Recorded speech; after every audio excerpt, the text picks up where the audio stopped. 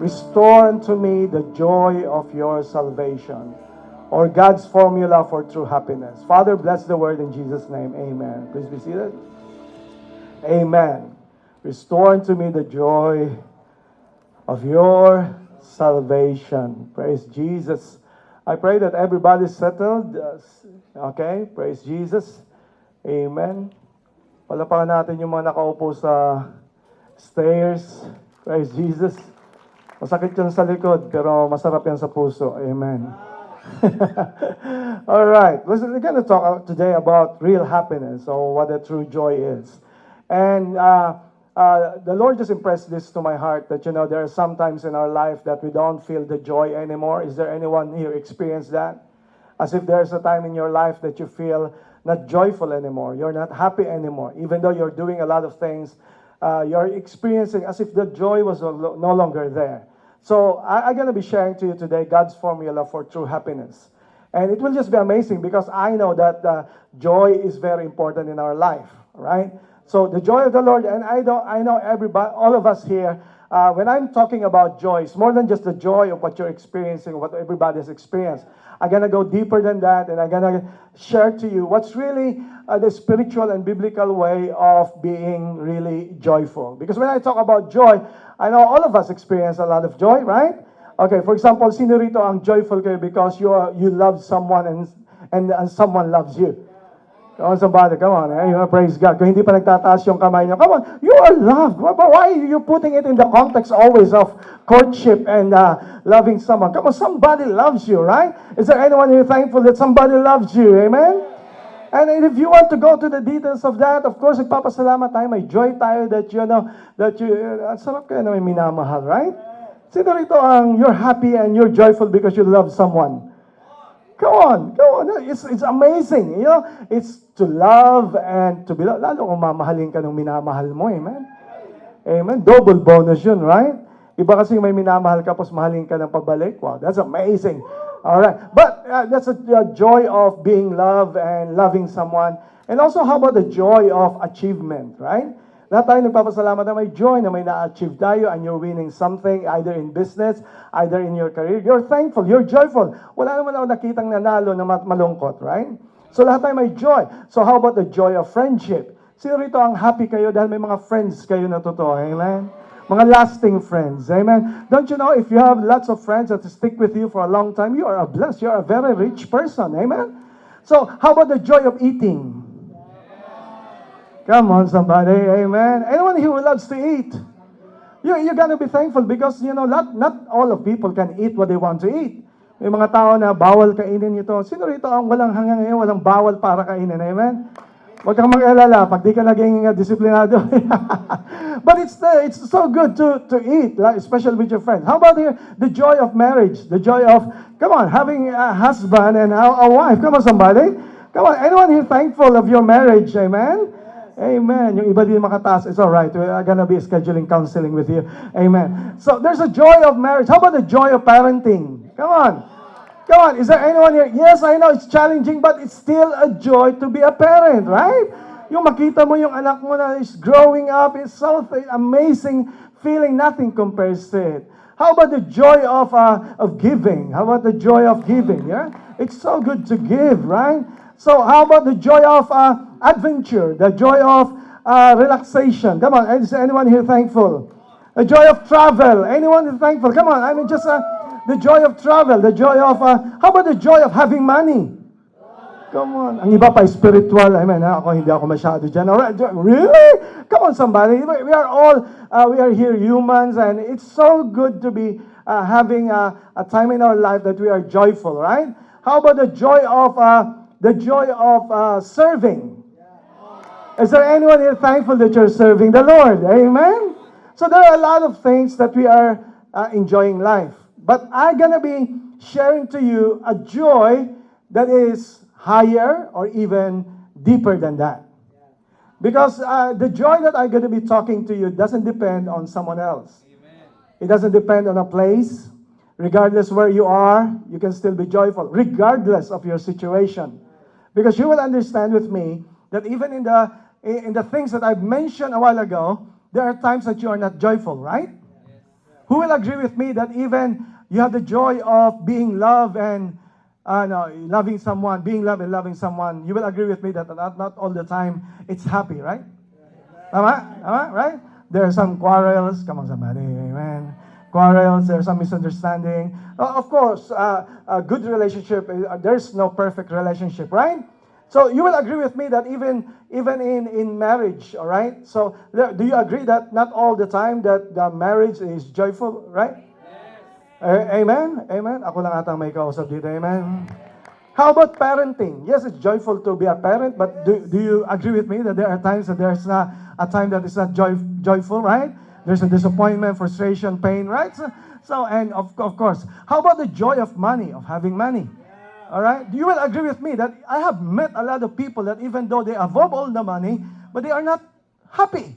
So you will agree with me that even money itself cannot give you a true joy. How about you traveling? I've seen a lot of people, content creators, they're traveling. They're just doing it for content, but they are not really happy. They are full of depression.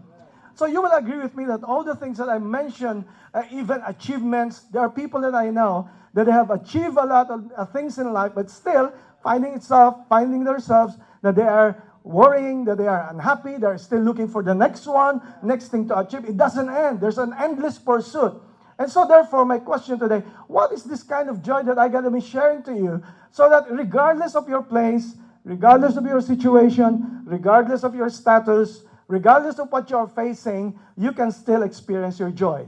Amen. So I got to be encouraging you, if you want to, you can write it down so that, because today we're going to have a checklist, okay? A checklist of true joy. Why? Because I realize when we are saying in the church, the joy of the Lord is strength, sometimes for others, it's a general thing, right? It's a general thing. What I mean is that, what do you mean by the joy of the Lord is my strength? It's so general to the point that it's became vague that we don't understand what it really means, right? So minsan nagtatanong tayo, ano ang gusto sabihin talaga ng joy? Kung minsan, the joy is in the Lord. But sometimes we don't understand what really means, really in the details. So today, I'm going to be laying down to you the details of it, the formula of it, so that you can have a checklist. Okay? Ready? Ready?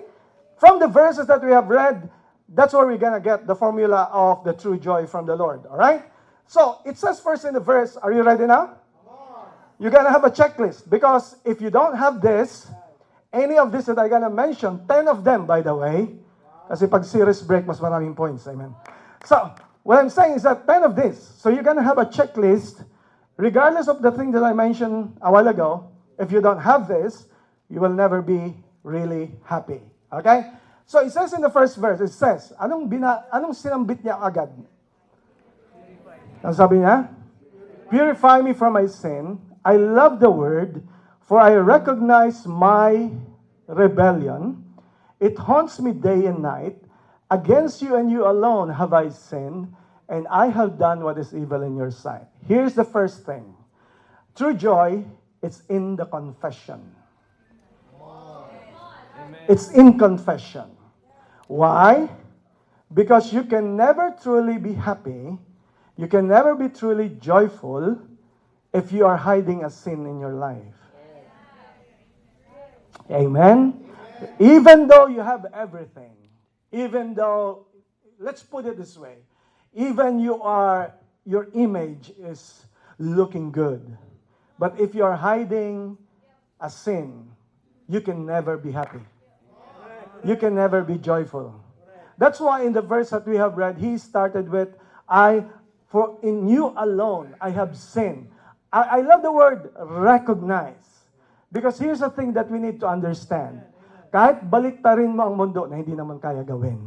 What I'm saying is that when you are hiding a sin, may naalagaan kang pagkakamali at kasalanan, kailanman hindi ka magiging tunay na masaya. Why? Ang sabi ni David, it haunts me day and night. The question is, why will you allow something to haunt you day and night when God did not design you to carry that haunting or carry that guilt in your life? Why will you carry something when God said to you that He is faithful and just to forgive your sins if you will just confess it to Him? Here's the thing. Ang kasalanan lang na hindi kayang patawarin ng Diyos ay yung kasalanan na ayaw mong ikumpisal sa Kanya. Did you get it? Lahat ng kasalanan, kahit ano pa yan, kung hihingi mo ng tawad sa Diyos, papatawarin ka ng Diyos. And I don't know about you, but there's a kind of joy that you will experience when you confess your sins and you know that God has forgiven you. Lahat dito walang perfect, right? Katabi mo mukha lang pero hindi pa rin perfect yan, right? Lahat tayo may mga issues, lahat tayo may mga pagkakamali, walang pointing of fingers, but you gonna recognize it by yourself. Walang dapat magturo sa'yo, walang dapat magkonsensya sa'yo, kasi kailangan mong ikaw mismo mag-recognize. If you don't recognize, here's the thing, the first step of confession is recognition. Confession means you agree with God that what I'm doing is wrong. Amen. Because no matter the world will say to you that it's right, if it's still wrong, it's still wrong. And no matter what the world says that it's wrong, but if it's right, it's still right.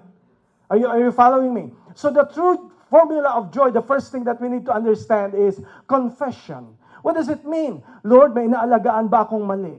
May naalagaan ba akong kasalanan? Kung may naalagaan akong kasalanan, no matter what I do, lahat naman nabanggit ko kanina, even though I have a marriage, even though I have a family, even though I have a position, even though I have money, even though I'm traveling, even though I have the accolades of people, if I am hiding a wrong thing in my life, I will never be joyful because guilt will always haunt me. But listen to the good news. But if you will just come to the Lord, and God said, if you will just confess your sins, I am faithful and just to forgive your sins and your righteousness. Why keep a sin that will make you joyful when you can release it to the Lord and you will be forgiven? I just pray that today, whatever you're encountering today, whatever sin that you are holding today, I pray that you're going to release it to the Lord. And I guarantee you, by the grace and mercy of the living God, He can forgive whatever your sin is, whatever your mistake is. He can forgive you if you will just confess. So the first thing is, the formula for true joy is confession. Come on. True joy is in confession. Amen? Now the second thing, he said in the verse, just follow the verse. The second thing, he said, you will be proved right in what you say, and your judgment against me is just. He mentioned this word, I was born a sinner. Sino rito ang sinilang na makasalanan? Amen. Grabe, yung iba hindi. Amen. Praise God. Kung hindi ka makasalanan, ano ka? Amen. Alien. Amen. All right. Anyway, I was born a sinner, yes, from the moment my mother conceived me. But he said, you desire honesty. The first formula of joy is what? Confession. The second thing, don't miss this, honesty. I will not say, I want you to think for a while. You will agree with me, dishonest people can never be happy. No matter what you do. No matter how you cover up yourself. Why honesty? Sabi niya ni Lord, ni David, I desire honesty. Why? Because if you have a sin, what you need is confession. But if your lifestyle is already a sin, then you need honesty. Are you following me? Why everybody silent? I say that again. If you have a sin, what you need is confession. But if your lifestyle is already a sinful lifestyle, what you need is honesty. Why? Because there are things in our life. What do you mean by honesty? It means that by confession, you can ask confession to the Lord. You can give confession to the Lord. You can confess your sins. But if you're going to go out from this place and you're still living your dishonest life, then what you need already is honesty, no longer just a confession. Are you following me now? Now, why I'm saying these things? Because we are not dealing with the root cause of what making us unhappy and what is really making us sad. Because regardless, no matter what all the things, all the blessings, by the way, all the blessings I mentioned, achievements, family, marriage, wealth, money, everything that I mentioned, travel, everything that I mentioned, here's the thing. In spite that you have all those things, if you are still living dishonestly, then you can never be happy. So the first thing that you need to be honest, nabanggit ni David, sabi niya, from my womb, from the mother's womb, I am already a sinner. What does it mean? Because you got to understand, you got to recognize it to yourself. You got to be first honest to yourself. Because if you are not honest to yourself, then you can, here's the thing, ang pinaka-worst na lokohin ay sarili. And to the point that you're already convincing yourself that you are like this, you are like that. So you are being dishonest with yourself. You got to know who you really are. I say it again from the last message that I gave to you last Sunday. How God designed you, then that's the way you are designed by the Maker. If you want to know who you really are, you got to go back to the manual and you go back to the Maker. Come on, somebody. Because you can never be happy if you yourself can deceive yourself. Pag ikaw ay palaging niloko mo yung sarili mo, you can never be happy. You got to be honest with yourself. What does it mean? Sabi sa Bible, nabanggit sa verse, from the womb. Ano ba yung meron sa womb? Nung ikaw ay bata pa, of course, you're naked, right? In the womb, it's dark. You cannot live without your mother. Right? Exactly the same picture that we have. If we are not honest to ourselves that we need God, we need the source of life. If we are not honest to ourselves that without God we are naked, if we are not honest to God that without Him we are helpless. And I want to encourage you today, come on, if you want to live a life that is joyful, then let us start to be honest with ourselves. Come on. Because God cannot bless you with happiness and true joy if you are deceiving your own self. Come on, maybe you are creating an image that is already, you thought that that's who you are. But what if the image you're projecting is just an image, is an avatar, but it's no longer who you are? And I want to declare to you, come on, there is joy of being yourself. There is joy of being who you are. There is joy of not comparing yourself to anyone. Come on, somebody. There is joy of being settled and confident of who you are. Your mistakes, your stories, everything that happened to you came and happened for a reason. And instead of comparing yourself to others, you got to be honest and you got to come to your realization that without God, I am who I am. You got to be honest with yourself. How about this? You can never be happy, really joyful, if you're not honest to someone you love. Correct. Right? No matter what you do, it will haunt you day and night. And that is why in relationship, the most important thing is honesty. Right? Because you can never be happy if you're hiding something. Papayag ka ba na hanggang sa deathbed mo, dala-dala mo yan? Come on, you got to be honest. Sabihin mo, maybe I'm gonna lose everything if you're gonna be honest. No, that's the trick from the enemy. The trick of the enemy is to make you dishonest. But the freedom comes from honesty. Come on, somebody. What does it mean? You're honest to your partner. You're honest to the one that you love. Wala nang sideline. Come on, if you are true to the person that God has given you, then the number one thing is honesty. Sabi mo, Pastor John, bakit ito nababanggit? Because no matter what I said a while ago, kahit pa ikaw ang pinakamagaling, achiever ka, you're a traveler, sa inyo lahat, ang money and everything. But if you're living a dishonest life, you can never be joyful. But here's the thing, here's the good news. When you start to become honest to yourself and honest to God, I tell you, there's a joy, there's a kind of peace that only God can give. There's a freedom that you can have. Even yung mga nabanggit ko kanina ay wala sa'yo. It's because that happiness doesn't depend on someone. You got to be honest with yourself. Here's the thing. The reason why we cannot be honest to ourselves is because we are addicted and we are so obsessed of people pleasing. When we please people, gusto natin i-please yung mga tao. Come on, nabubuhay tayo sa likes, nabubuhay tayo sa applause ng tao, nabubuhay tayo sa approval ng tao. You can never be happy if you always put your joy in someone's hands. Are you following me now? Come on, we are just in number 2. Come on, somebody. What I'm saying is this. If you put your joy on someone else, then you can never be happy. Let me go deeper. Let me go wider. Come on. Even in marriage, even in relationship. You know why the reason why you are never joyful? Do you want to know? Because your joy depends on someone else. Your joy is even depending on your wife or your husband or your partner. Here's the thing. The true joy is this. It's an inside job. Oh, come on, someone's following me now. Kung hindi ka masaya sa loob, kahit sino walang magpapasaya sa iyo. At kung ang notion mo ng happiness ay dapat i-fulfill niya yung need ko. What if he cannot? What if she can't? Hindi ka na happy. So therefore, kaya ka depressed, kaya ka malungkot. It's because nilagay mo yung happiness mo sa isang person na hindi siya capable kailanman na ibigay at ibigay sa iyo yung happiness. Come on, somebody. I hope sundan niyo ako because this can change your life. This can change your relationship. Here's the thing of the relationship that I know. Here's the thing. Because if you are aware of this joy that is in your heart, pag in your heart you are already joyful, you have chosen to be joyful, hindi dependent to someone, then you can choose your joy wherever you go.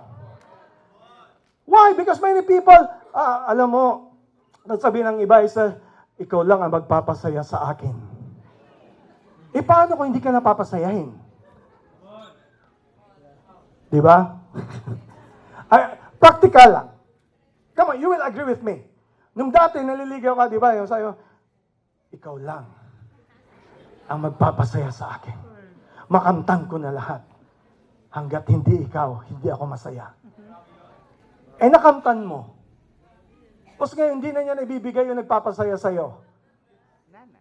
Are you following me now? And maraming relationship kaya nagfe-fail is because dependent palagi so what we can get from someone else.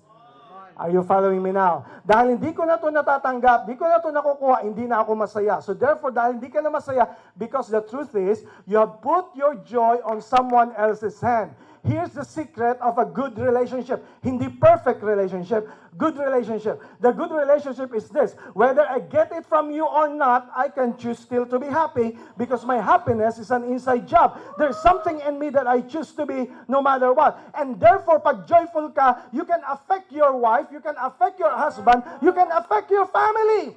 You cannot give what you don't have. And because you're always waiting for someone to give what you need, eh, paano kung hindi ibibigay? Hindi forever you're unjoyful and unhappy.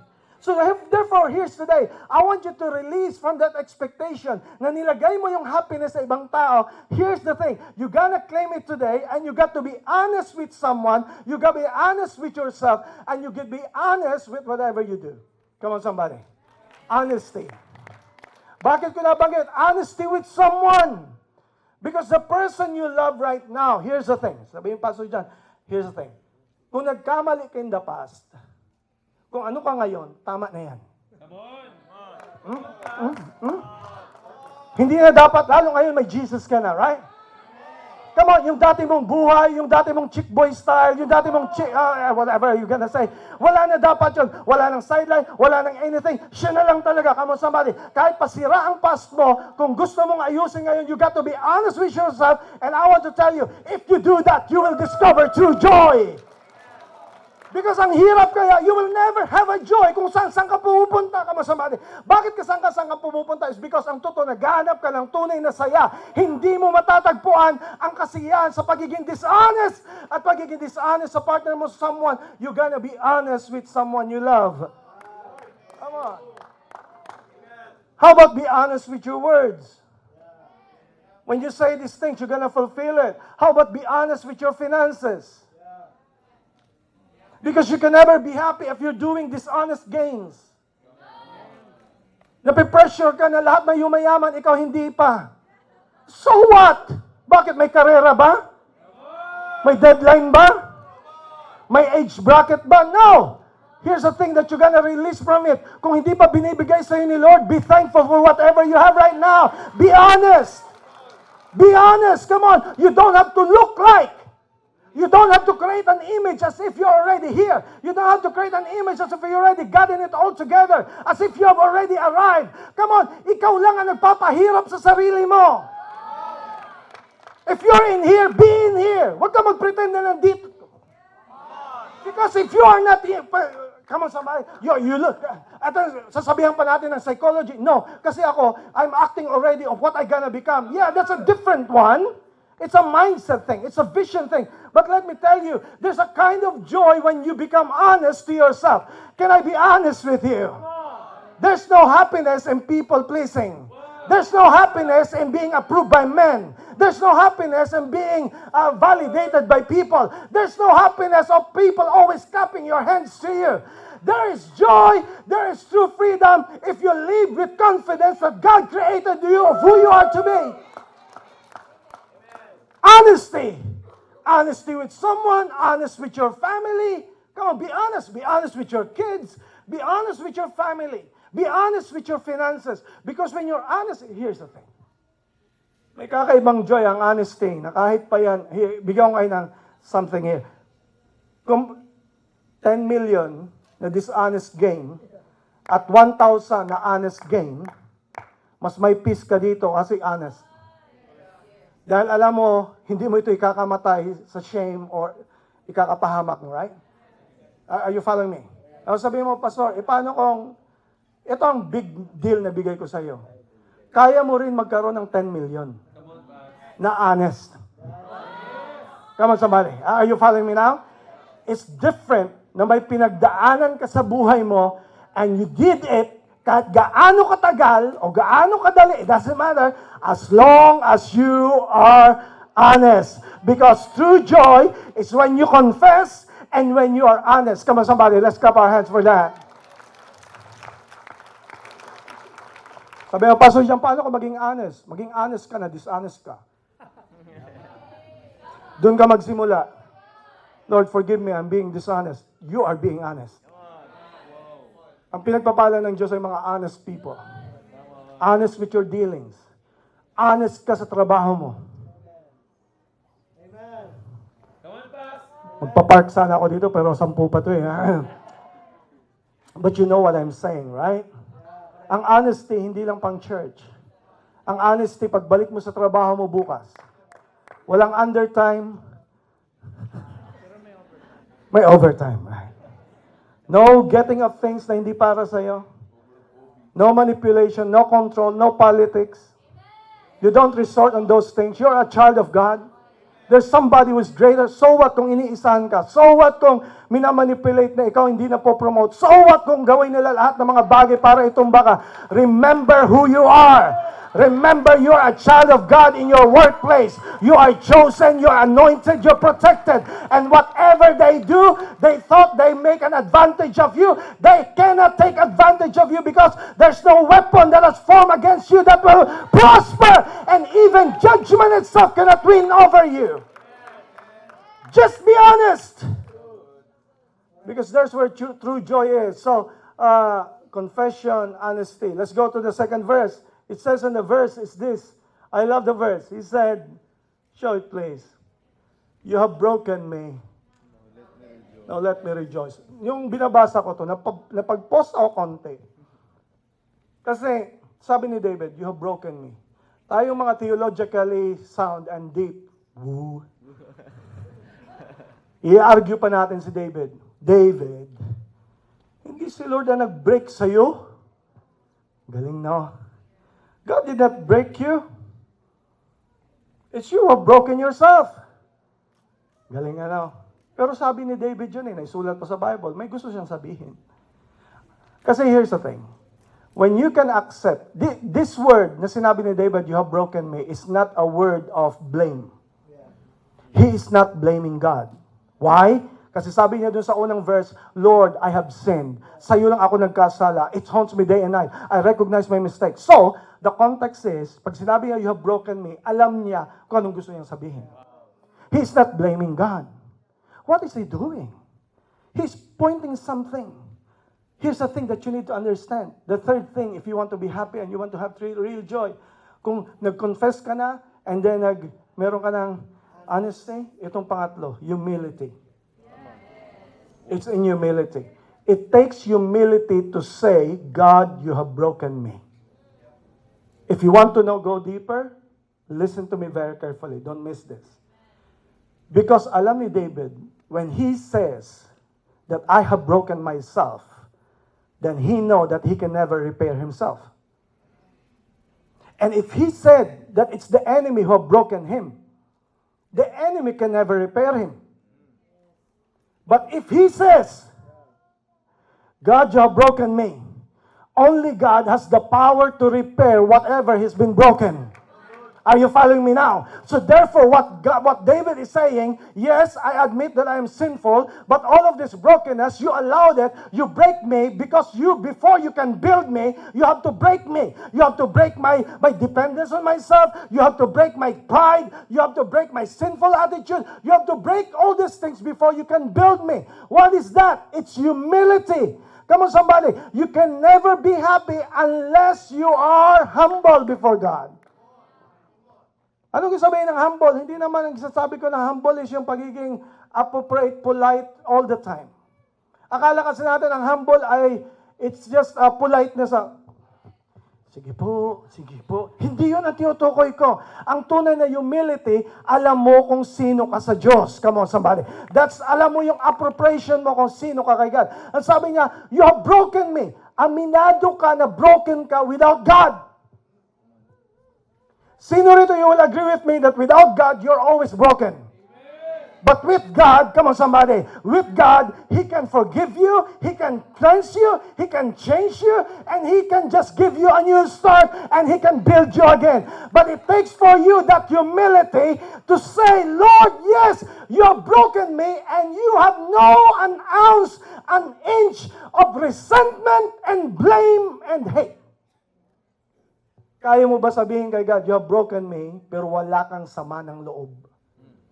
Wala kang blame, wala kang resentment. You are saying it because you are just telling, Lord, kahit ako binasag mo, ikaw lang may karapatan na bago mo ako ayusin in Jesus' name. Come on. Humility. Kasi kailanman, pag palagi ka nagmamataas, kailanman hindi ka magiging masaya. Kasi dun sa mataas, magsusolo ka lang dun. But humility, it takes humility in order for you to be happy. Come on, somebody. Amen. Nagigawa ba kayo ng checklist? Amen? Because sometimes kung you finding yourself na parang may kulang sa akin, but parang hindi ako masaya. Come on, I'm presenting you a checklist. May kinonfess ko na ba ito? Naging honest na ba ako? Naging humble na ako? Number 4, sabi sa verse, so number 4, don't keep looking at my sins. Remove the stain of my guilt. I love the word of David. He said the word, don't keep looking from my sins. Wait a minute. Sabi ni David kay Lord, Lord, stop looking at my sins. Does it make sense? Sabi ni Lord, here's the thing. Di ba pag si Lord nagpatawad na, wala na yung kay God? Sabi nga ng verse sa Bible, when I deal with you and I forgive you, I forget it already. I put it under the sea as if nobody can see it. So here's the thing. Ang sabi ni David, don't keep looking at my sin. Ang sabi niya, don't keep looking. What does it mean? Sabi ni Lord, kung hiningi mo ng tawad kay God, napatawad na yung kasalanan mo. Wow. Kung humingi ka na ng tawad sa Diyos, pag tinanong mo si God, Lord, alam mo itong kasalanan ko. Sabi ni Lord, anong kasalanan? Anong tinutukoy mo? Yung kahapon, yung ginawa ko kahapon, makakalimutin ka kay Lord. Di ba, ikaw God, di ka marunong makalimot? May isa lang. God can forget your sins. Because He chooses to forget it once you forgive it. Are you following me now? What God is saying, when you have already released the sin to the Lord, hindi na yung kailangan ibabalik ni Lord sa iyo because He's a God of forgiveness. So therefore, kung ikaw ay nakakita pa rin ng sin, na wala na doon yung sin, illusion na lang yun. Gusto sabihin, katang-isip mo na lang, guilt mo na lang, pero kung tatanungin mo si God, hey, what sin are you talking about? The sin I'm talking to you right now, wala na yan yung kasalanan mo because I've already forgiven you of your sins. Come on, somebody. What God is saying to do is, here's the thing. The formula of true joy is this. The 4 is right perspective. Take note of the word looking. The word is looking. May tanong ako sa inyo, so that you will put in the right perspective. Here's the thing. Do you see yourself how God sees you? I ask you again, do you see yourself as how God sees you? Nakikita mo ba yung sarili mo kung paano ka tinitingnan ng Diyos? O tinitingnan mo sa lens ng guilt ng buhay mo? O tinitingnan mo yung buhay mo sa lens ng mundo? Now, it's important to have a right perspective. I want to focus on the word looking. Because you can never be happy, you can never be truly joyful if you're looking at the wrong thing. If you're looking na wala na doon. What God is saying is this. Sabi niya, come on, you gotta look properly how the way God looks at you and how God looks at yourself. Come on, somebody.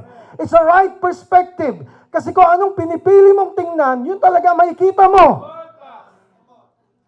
Ano sabi ng verse niya? Ito, I love this. Sabi niya, remove, come on, be with me. Remove, ano sabi? Remove the stain. Come on, let's be practical. Nakakita ka na, ang ganda-ganda ng damit mo, right? Puting-puting. Anong nakikita ng tao? Yung stain. Yung mancha.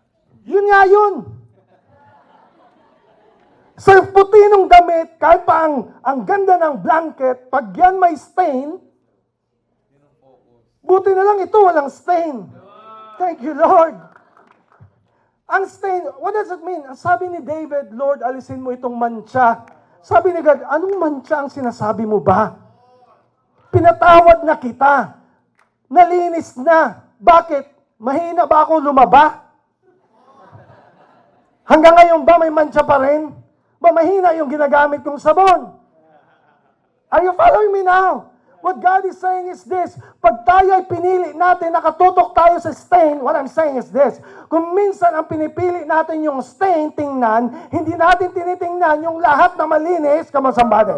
When God is telling to you, yes, you are not perfect. Yes, I have forgiven you. Yes, you are not always good. But I chose not to look at the stain because there is no stain anymore. The stain that you are looking at is because of your guilt and because of your shame. I want to declare to you today, come on, I want to declare today that God will be washing away your sins for good. God will be washing away your stain, that there will be no more stains. Ano yung stain? Stain of unforgiveness, stain of bitterness, stain of shame, stain of whatever the world has thrown at you. I pray na wala ka ng mancha ngayon. Kasi pag tumingin ka, dinadaya ka lang ng here's the thing. Bakit mahalaga ito banggitin? Kasi kapag mahilig ka tumingin ng mancha sa sarili mo, madali ka tumingin ng mancha ng iba. That's true. Good boy. So, right perspective. Right? Tamang pananaw. And I declare to you in Jesus' name that today, kaya ka hindi tunay na masaya, no matter what you do. Kasi dinala ka na ng Lord sa blessing na lugar, nakikita mo pa rin yung mali. Dinala ka na sa bagong company, ang tingin mo sa boss mo, yung pa rin yung dati mong boss? Ano ka, hinuhunt? May bago ka ng boyfriend, may bago ka ng girlfriend, ang tingin mo pa rin katulad ng dati? Dami nag-amen. Come on, it's so tricky na ang stay napakaliit lang. Come on, lahat kayo, you will agree with me. Di ba pag may damit kang napakaganda, pasakita mo pambihira, may mancha. Hindi mo na isusuot, right? Dahil lang sa maliit na mancha. Paano kung tinitreat ka ng enemy na wala naman palang mancha? Because ang trabaho ng Diablo ay to always to put an accusation against you and to put shame and guilt upon you. But the power of the Lord is no more shame, no more guilt, and there will be no more stain. Here's the good news. Pag ang Diyos nagpatawad, walang natitira kahit anong stain in Jesus' name. What stain are you talking about? So therefore, listen to me very carefully. So kahit anong gawin ng kaaway sa'yo, kahit anong gawin ng mga nag-a-accuse sa'yo, at sasabihin, ganito ka dati ang ugali mo, ang tinitingnan nila yung stain. You can stand right now that you're gonna say, what stain are you talking about? Binago na ako ni Lord. I was forever blessed at binago na ako ni Jesus. I was transformed. So therefore, whatever they throw against you, those stains, you can stand with confidence and you're gonna say, no matter what happened, I am here because of the grace of the Lord. Right perspective. Number 5, anong sabi ng verse? Ituloy natin kasi maganda to. Create in me a clean heart. Say the word clean.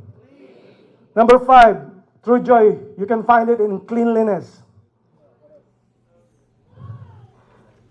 Dito muna ako. Sino rito hindi kayo makatagal na madumi ang bahay niyo? O may hindi nagtaas pambihira, what? Happy ka na? Ang saya-saya ko talaga pag madumi ang bahay. Dito, sino rito ang naiinis ka pag, alam mo yun, lalo nakakalinis ka pa lang, nawawala lahat ng spirituality mo pag, alam mo yun, Ano-anong mga verses dyan, pambira. Sabi ko dito, dapat malinis. Come on. And it's right! Anyone here? Come on. Anyone here na hindi kayo makatagal na madumi ang bahay? Sabihin, Pas, anong level? Ay, lagyan natin sa pinaka-base level. Kahit anong level ng kalinisan nyo, walang tatagal kahit sino na ang basura ay kinikip sa loob ng bahay. What do I mean? Sabi ni David, create in me a clean heart. Ang basura hindi kinikip. Hindi pinapatagal. Bakit? May pusa. Ay, sa bahay pala yan. Kaya rule sa bahay, hindi dapat pinapatagal kasi nako, kakalat.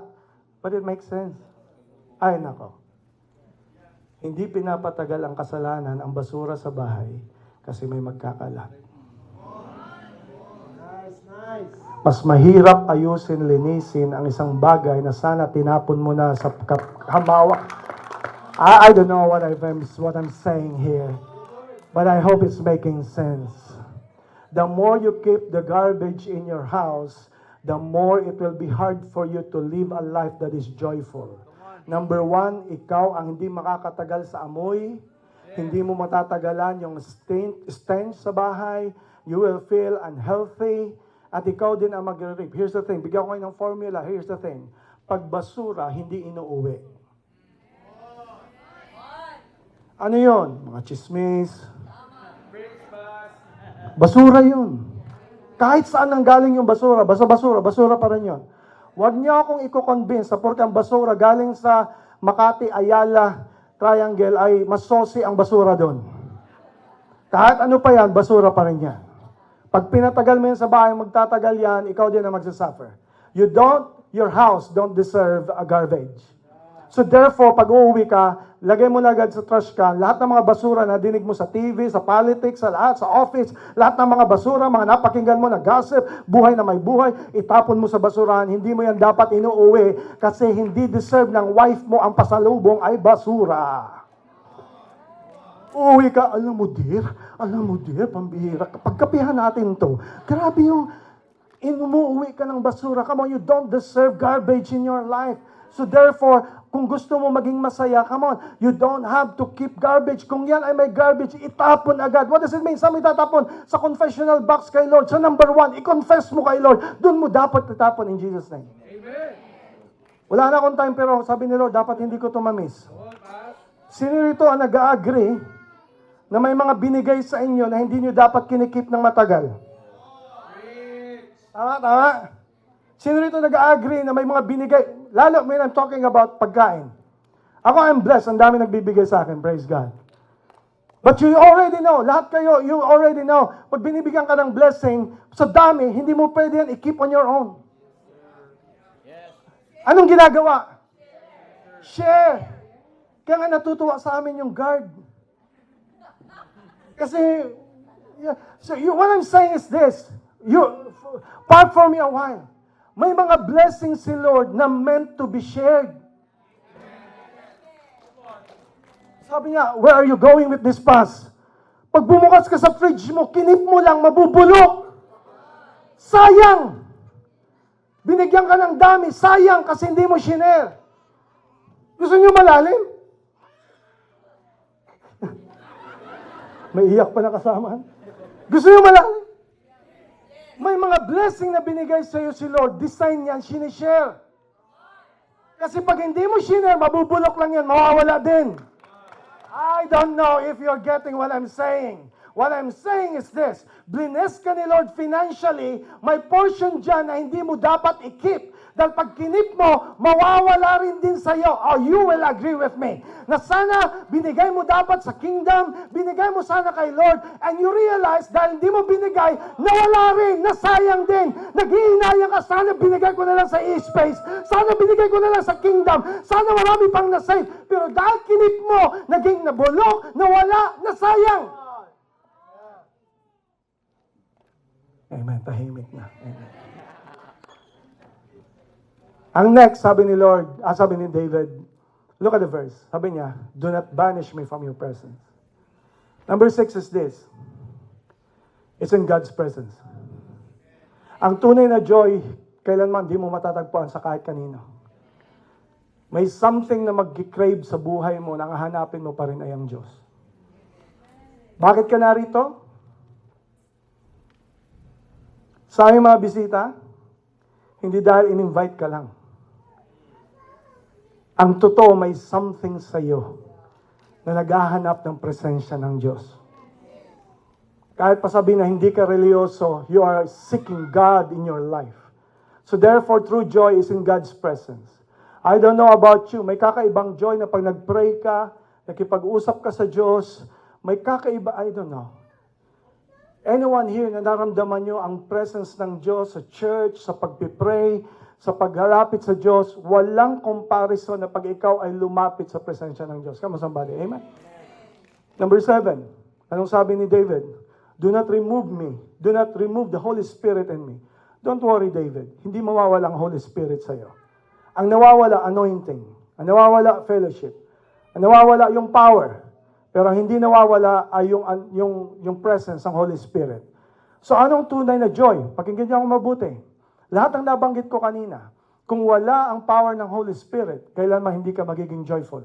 Bakit? The fruit, one of the fruits of the Holy Spirit is, so ba't mo kakaligtaan yung pinaka-source ng joy? Are you following me now? Ba't mo siya isasantabi? Ba't mo siya lalaktawan? Kung siya ang may-ari at may source ng joy. So come on, ladies and gentlemen, let me tell you this. If you want to be happy, this is a formula that you need to check. You have to realize that it's in the Holy Spirit, the true joy is in the Holy Spirit. Come on, somebody. Is there anyone here thankful that the Holy Spirit is always leading you and is always comforting you? Come on. Next verse. Anong sabi ni David? Restore unto me the joy of salvation. Come on, somebody. Restore unto me the joy of salvation. Ano ito? Ang joy, it's in salvation. Kung hindi ka pa saved, if you are not yet saved, you don't know what I'm talking about. Ano ba yung saved, Pastor John?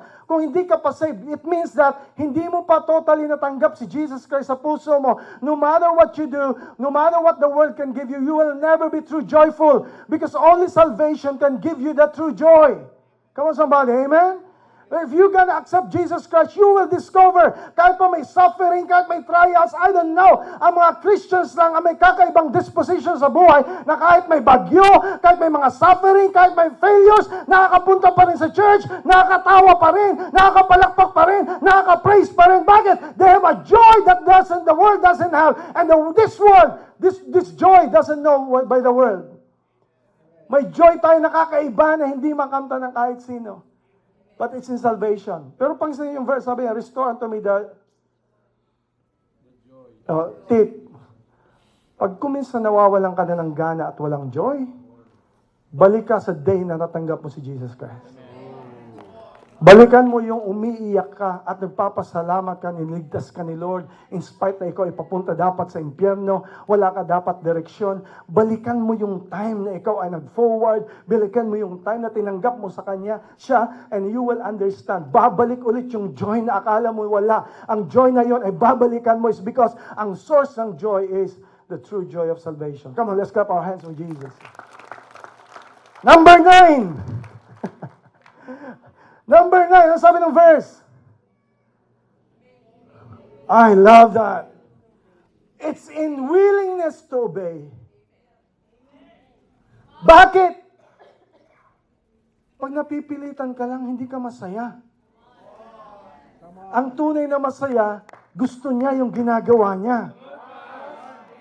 Ang hirap kaya yung utusan ka, pambiha, ako na naman dito, magpo-production dito, puro ako na lang. Kailan kaya ako papuntay naman sa harap? Come on! Pero kung happy ka sa ginagawa mo, kahit walang nagpapalakpak, kahit walang nag-like sa ginagawa mo, kung willing ka na ginagawa mo yan para kay Lord, you will always be happy because you are not pleasing people, you are pleasing God. Ang pinag-uusapan dito is this, hear the word, the willingness.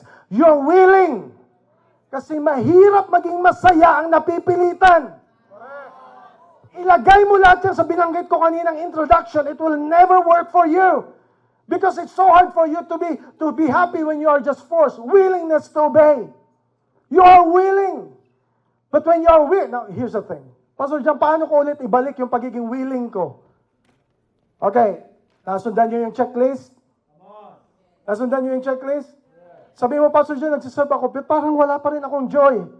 Oh, let's go to the checklist. Number 1, kinumpisal mo na ba yung dapat ikumpisal? Did you confess it to God? Are you living an honest life? Because no matter what you do, kung you're living dishonestly, hindi ka pa rin magiging masaya. Are you humble? Or ang tinitingnan mo lang yung sarili mong glory? Come on, somebody. Number 4, tama ba yung pananaw mo sa buhay? Come on, somebody. Nakikita mo ba yung stains? Number 5, ano yung number 5? Cleanliness. May something ba sa buhay mo na dapat mo linisin? Hanggat di mo yan nililinis, hindi ka magiging masaya. Pero pag nilinis mo yan, you will find na may babalik sa yung joy. Number 6, come on. God's presence. Pag-pray ka ba? Lumapit ka kay God. Number 7, lumapit ka ba sa Holy Spirit? Nagdepende ka ba sa Holy Spirit? O sarili mo lang diskarte? O sariling lakas? Number 8, come on somebody.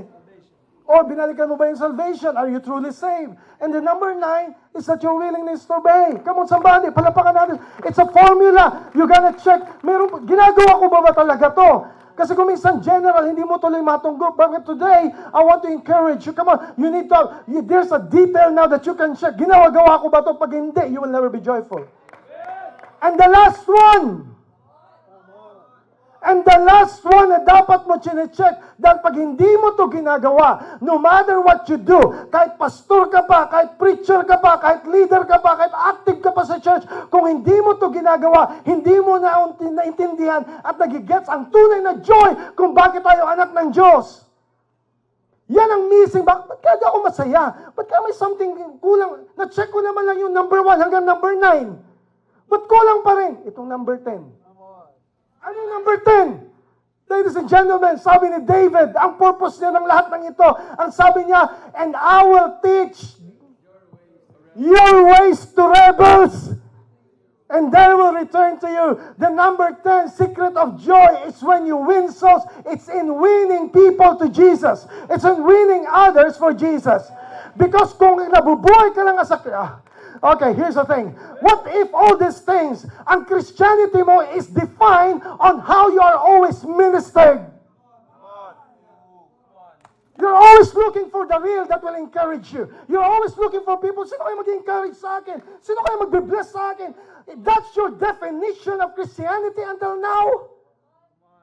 At hinahanap mo yung sarili mo, ba't di ako masaya? Here's the thing. Here's the solution. Here's the secret. There's no longer a secret. If you want to be happy, if you want to be joyful in your Christian life, start to find someone else and encourage those people and invite them to Jesus and win them for Jesus. That's the real joy. Kasi akala natin na naging Christian tayo, ang goal lang ng Diyos ay pasayahin tayo all the way. Hindi natin nakikita yung purpose ni Lord, kaya tayo sinave kasi dapat may masave din na iba. At hindi natin ginagawa yon kailanman, kahit anong gawin mo. I'm telling you. Kahit ako pastor na, if I'm not winning people for Jesus, nothing can make me happy. Kasi we're designed to win others. We're not designed to maintain methods. We're not designed to maintain machineries. We're not designed to just keep everything that's ongoing. How about your family? Here's the thing. Kung minsan naghahanap kayo, paano kayo mag-serve kay Lord? Huwag na kayong lumayo. Sa bahay nyo, may kailangan ipag-pray. May kailangan encouragement. Huwag niyong i-confine ang pag-serve ay sa church lang. Sabi ni David, pati mga rebelde, abutin ko. Paano natin i-treat ang mga rebelde? Despise them, talk about them, hate them. Sabi ni David, Lord, kung ako nga pinatawad mo, anong karapatan ko na hindi ako magpatawad sa iba? Anong karapatan ko na hindi abutin ng iba? What if ang kailangan sa office mo is that hindi ka naghihintay ng someone to win them? What if ikaw ang nilagay ng Diyos doon dahil ikaw ang makakapag-save sa boss mo, sa mga tao? Instead of complaining what's happening in your company, how about you start by being who you are in Jesus Christ? And by the power of the Holy Spirit, I tell you, something will shift on your heart today. You're gonna win those people for Jesus. And I tell you, walang joy na katapat na makita mo yung family mo, barkada mo, kapitbahay mo, strangers, dala-dala mo dito sa church, at inaabangan mo na sana tumanggap siya, sana tumanggap siya. Mas tumanggap siya kay Lord, pumunta sa harap. I tell you, kung hindi mo pa naranasan yon, that's the reason why hindi kompleto ang joy mo. Pero kung nandirito ka because you are winning people for Jesus, I tell you, may joy na meron ka na hindi kaya i-explain. Those people who are winning for people for Jesus, let me tell you, I want to honor you. Ang iba sa inyo nag-i-group, pero ang totoo, galing sa bahay, discouraged ka rin. Kaiiyak mo lang, pero pupuntahan mo pa yung kaibigan mo para i-encourage sila. Saan galing yun? Saan galing yung joy na yun na di mo maintindihan? O sasabihan ka pa ng ini-group mo, okay ka lang? Are you good? Yeah, I'm good, man. Come on, let's go serve the Lord. Pero hindi nila nag-gets na pinanggalingan mo sa trabaho, ang dami mong pressure, ang dami mong mga problems, pero hindi, may isang joy na hindi mo ma-explain. It's because ang joy na yon ay hindi dependent sa events, hindi dependent sa happenings. Ang joy mo is something that you can say, I'm doing this because I'm fulfilling God's purpose for my life. And I want to tell you, sa inyo na mga nagpapagod, sa inyo na mga nag-uwi ng family, huwag kayong mag-give up. Tuloy lang, is because one of these days, your family will be saved. Your office will be saved. Your friends will be saved. Ang mahalaga, meron ka ng decision today. Come on, let's take ownership today. Let's wrap it up. Ano ang sabi ng title? Ano sabi ng verse? Restore unto me. Come on. Restore unto me the joy of my... No. You don't... Ano? Restore unto me the joy of... Hindi may. Oh, you're missing that. You've been reading all these times, but you did not notice it. Akala mo, restore unto me the joy of my. No. Ang linaw ng sabi, restore unto me the joy of. Because, come on somebody, here's the thing. If you understand that it's not about your salvation, but your salvation, does it mean na isa-save si God? No, hindi niya kailangan ng salvation. Ang tinutukoy niyang salvation, what did it take from Him to save you from your sins and from hell? What did God did? Anong ginawa ng Diyos? Siya ay God of salvation. He came down on earth. He doesn't deserve to die on the cross. He doesn't deserve to be punished on the cross. He don't deserve to carry that cross. He don't deserve to be spit upon the face. But Jesus Christ came on earth and He gave His life for you. Why? Because He loves you. And if you understand that that's the thing that you're gonna restore the joy from yourself, then you will experience the true joy. What does it mean? Na may God na nag-sacrifice ng buhay niya para sa akin, at doon mo madidiscover ang true joy na meron ka sa Panginoon. Is there someone here thankful to the Lord that you don't deserve the love, you don't deserve these things, but you have been chosen by the Lord in Jesus' name? Now, if you have that joy, now I can say, the joy of the Lord is my strength, because I understand now what is real joy. And you gotta claim it. You gotta claim it. Don't stand. You gotta claim it. Come on, somebody. You stand up and you gotta claim that thing. I gotta confess. I gotta be honest. I gotta be humble. I gotta claim that thing in my life in Jesus' name.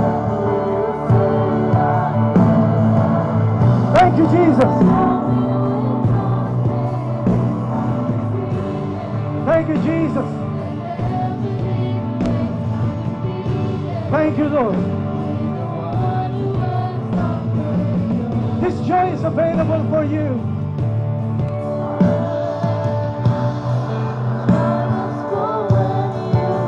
Thank you, Lord.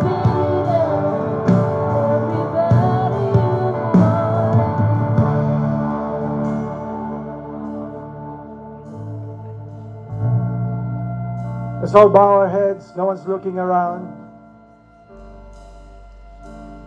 Let's take time.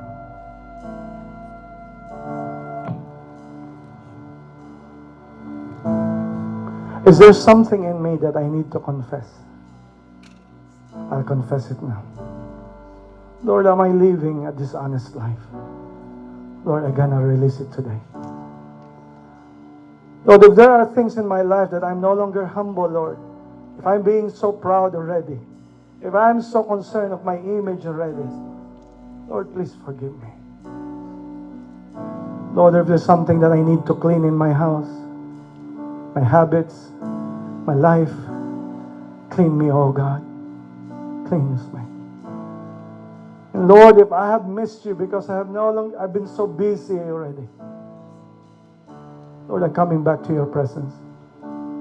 Holy Spirit, I don't want to forget you. I want to depend on you today. Forgive me if depending on my own strength and my own abilities. Cleanse me, oh Lord. And oh God, if there's something in me that I have missed about my salvation, I'm coming to you today. And if I have not been willing, forgive me, Lord, if I'm doing this just because I have to do this. Today I renew my commitment to you. And Lord, today I'm thinking of someone else. I'm thinking of people that are going to win for you, Jesus. If that's you, of all the prayers that I said, how about as we sing the song, you get out of where you are standing. And with those 10, maybe all of them, maybe one of them, what you going to do to reclaim your joy? And God promised He will restore your joy today. Anyone here lately, as if joy is distant to you, if that's you, I invite you to get out of your chair where you're standing. Joy will be restored to you. Come and reclaim the joy of the Lord in yourself. Come on. In the name of Jesus.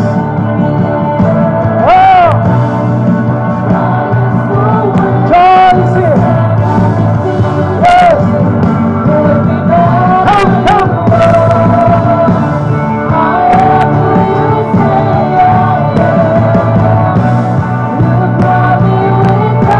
Joy will be restored to you.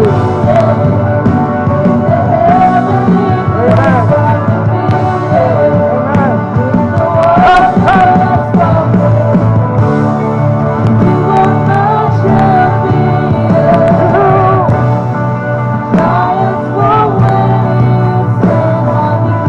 Thank you, Jesus.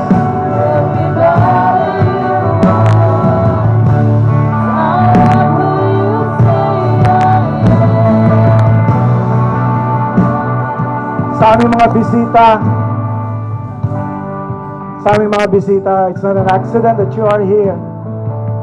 May plano si God para sa iyo. Hindi nagkataon na narito ka. God loves you. And today, I just felt that the Lord is about to restore your life. You have lost a lot of things, but today is a reclaiming time. When you accept Jesus Christ in your heart, He will not just restore, but He will create a new person in you. He will forgive you. Ang kailangan lang ay maging humble ka at willing ka na, Lord, nagkamali ako, nagkasala ako, Panginoon. Pero sa araw na ito, tinatanggap kita bilang aking Panginoon. Meron po ba tayong mga bisita na nais tumanggap kay Jesus? Kung ikaw po yun, pakitaas ang kamay so that I want to know. There's a one and two hands there. Praise Jesus. There's another hand there at the back. Praise Jesus. Praise Jesus. Amen. Sa mga nagtaas ang kamay ng aming mga bisita, praise God, brother. Can you join us here in the front? We want to pray for you. Come on, don't be shy. Don't be shy. Get out of where you are. Come on, don't be shy. We want to pray for you. We welcome you in this house. We welcome you in the family of the Lord. Come, don't be shy in Jesus' name. Come. As we sing, we're going to wait for you. Yes!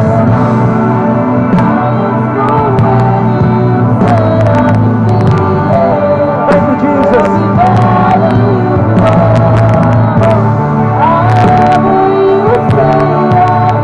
Thank you, Lord. Thank you, Jesus. Thank you, Lord. Thank you, Jesus. Thank you, Lord. Come on, church, can we clap our hands for this, for the VIP, sa aming mga bisita. Thank you, Lord. I'm gonna pray a prayer of acceptance of Jesus. So sa ating mga counselors, can I just lead them into prayer? I'm gonna pray. Pwede bang i-request ko ang lahat na nakayuko and you're gonna follow me in this prayer? Here's the prayer. Lord Jesus, salamat po na minahal mo ako kahit ako'y makasalanan. Sa araw na to, ako'y nagsisisi sa lahat ng aking pagkakamali. Sa araw na to, nanunumbalik ako sa inyo at tinatanggap kita bilang aking Panginoon at tagapagligtas. Panginoon, maraming salamat sa bagong buhay, sa kapatawaran ng aking kasalanan.